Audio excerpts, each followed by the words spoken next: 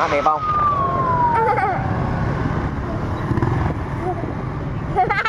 Đẹp không? Thêm nữa. Má ngồi đây view đẹp luôn á. Đẹp chưa? Đẹp chưa? Đẹp hả? Em ngồi sang anh quay xong đấy. Thấy em không? Thấy con không?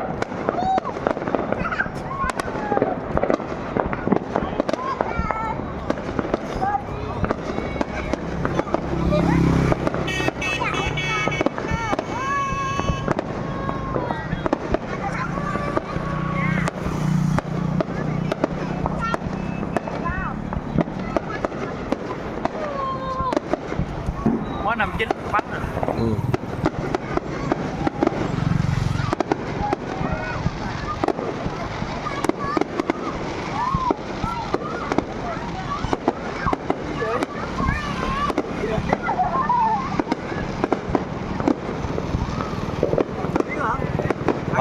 Ngoan. Ờ. Quay em biết không quay em.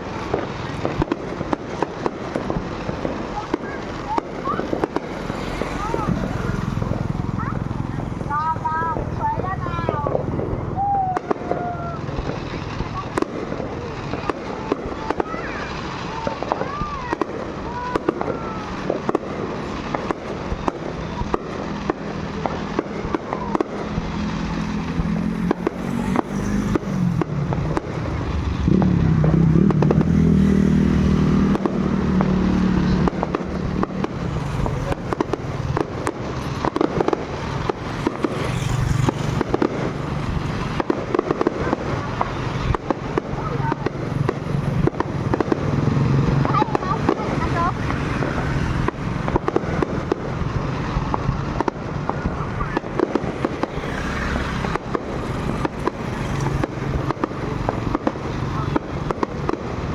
Đẹp chứ bộ ha.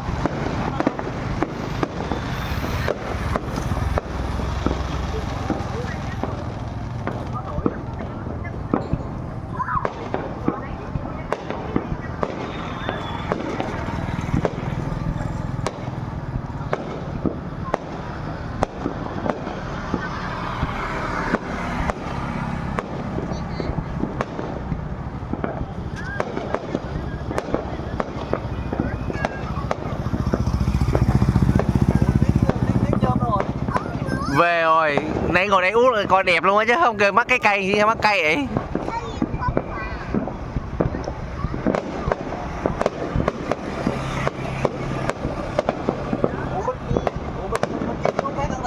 Đúng rồi, bên kia là bên người dân ra chơi á. Mà bên kia đốt còn mạnh nữa.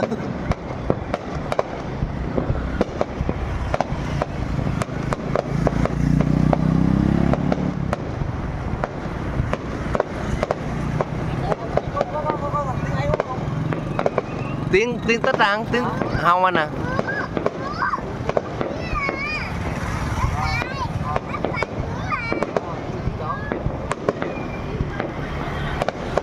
À, dưới kia còn chơi mạnh nữa.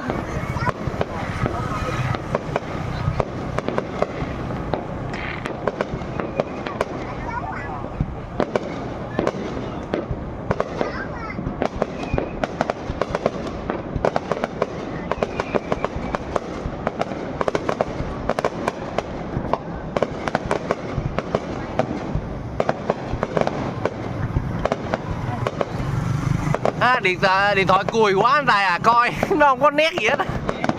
Cho nên giờ anh Tài không quay. Bắt một cái ra buồn rồi. Cho 100 ít cái nào. Mà quay nè. 100 ít. Làm camera. Sao quay đêm nó.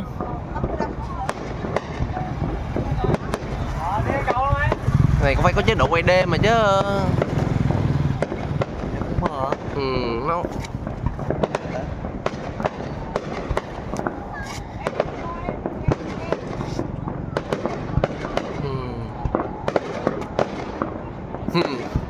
mờ đó.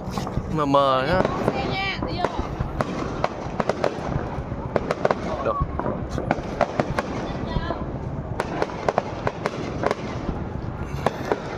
quay đêm anh ta.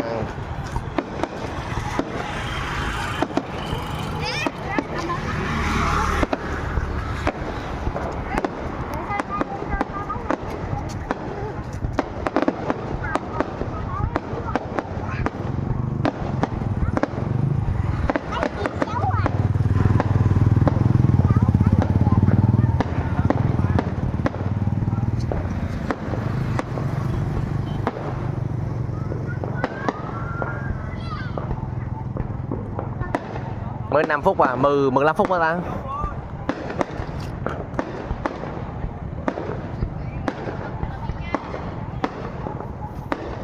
Điện thoại này quay thiếu sáng nó ấy hơn.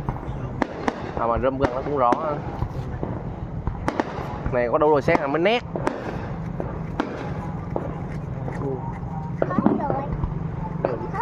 Ai không biết. Được đẹp chưa? Thử lấy khỏi em ăn kìa. Khỏi em quay đẹp không anh Phương à. Nhìn nó tỉnh hơn. Dòm gần ha Hiếu. Chi chợ. Ăn đây.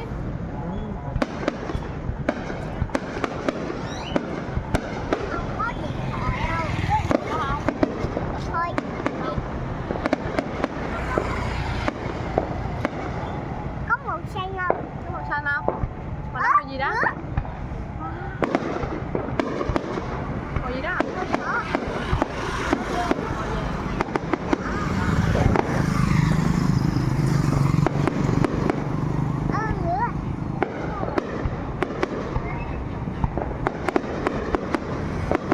Anh đừng cái này đừng gì hả anh? Mười giá anh được. Đường cuối cùng ở kia.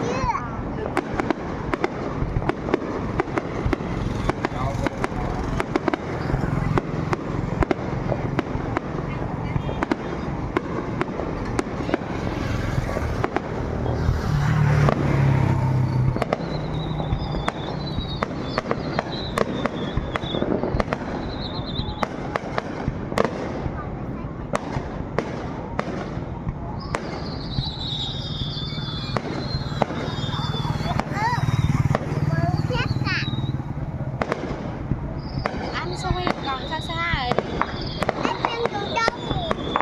Viên đồ đông. Mẹ ơi coi nè. Viên đồ đông à. À có ngôi sao nữa cả. Có ngôi sao đó. Có viên mùa đông nữa hả?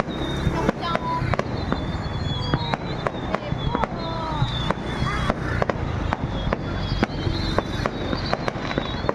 Quá đẹp.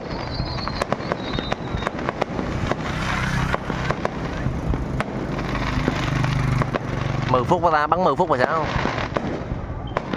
15 phút rồi. Đâu rồi?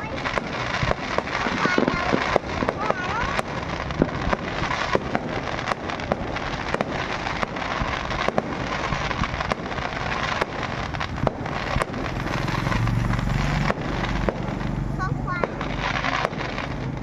Ở đâu? Không phải đó. À, đứng gần đó văng cho điên luôn. Khói ngút trời á. Wow. Cái này đẹp nè. Có Wow. gì sống Đẹp quá. có như sao à? Có một Hồi đó em cũng tới đây đứng mà em sợ kìa, anh Cường rên tai luôn. mẹ sợ cái gì vậy? Em sợ. Sợ áo bông hả? Có thấy đẹp không? Có ăn đẹp không? Đẹp không? Chúc mừng năm mới. Em được 4 tuổi rồi. Rồi bọn chúng chuẩn bị đi về rồi đó. Đó.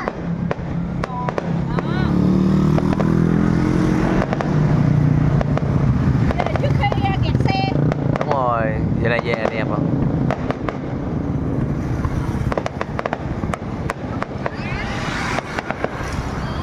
Người ta đâu có cho đầu cầu nhiều nữa.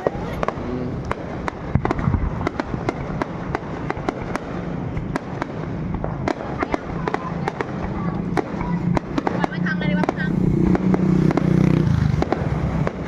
Này quay cho. Rồi 10 phút, đúng 10 phút luôn á. Thôi. Rồi xong.